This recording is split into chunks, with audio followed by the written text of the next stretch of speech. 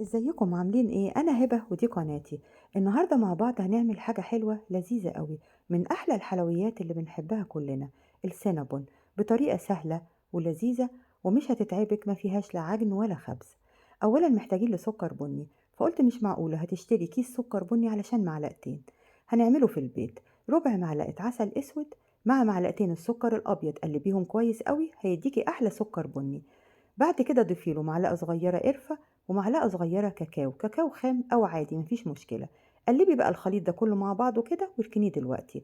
العيش الفينو اللي هنستخدمه هتقسميه بالطول بالشكل ده، وبالنشابة بقى افرديه كويس قوي، وهنسيح معلقتين زبدة على نار هادية كده.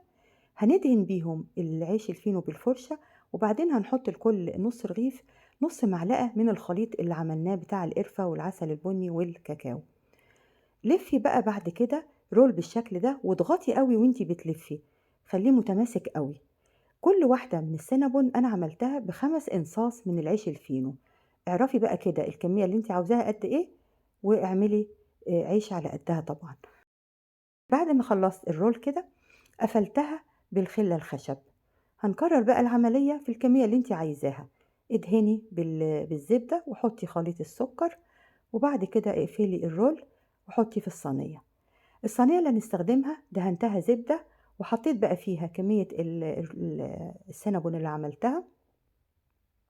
وهتسقي كل واحدة من السينابون ده معلقتين تلاتة لبن حليب، يكون دافي ما يكونش سخن قوي. وهندخلها بقى الفرن على درجة حرارة 200 على الرف الوسطاني. طلعت بقى اهي بعد تلت ساعة.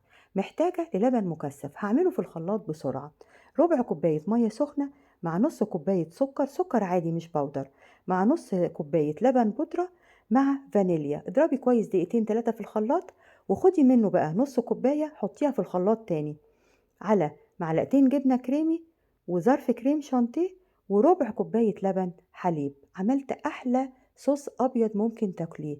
هو خفيف دلوقتي، لو دخلتيه التلاجة شوية هيتماسك قوي، بس أنا استعملته على طول وهو لسه معمول. طلع السينابون بقى وهو دافي كده ما يبقاش سخن قوي، حطي عليه الصوص الأبيض. وبعد كده زينيه بأي حاجة. أنا زينت بعين جمل، ممكن تزيني بفول سوداني مفيش مشكلة. جميل أوي وحلو أوي، وزي ما باقول لِك الصوص الأبيض ده طلع تحفة. دخّليه التلاجة شوية، القوام بتاعه هيبقى متماسك أكتر من كده وهيبقى شكله حلو أوي. استخدميه بقى في أي حلويات تعمليها. طريقة حلوة ولذيذة وما فيش بقى عجن، سهلة جدًا. ممكن بناتنا الحلوين بقى اللي هم المبتدئات في المطبخ، هيبقى سهل عليهم أوي إن هم يعملوه بالطريقة دي. طالع مورق من جوّه وحلو أوي، كل حاجة فيه مضبوطة، السكر مضبوط، القرفة مضبوطة.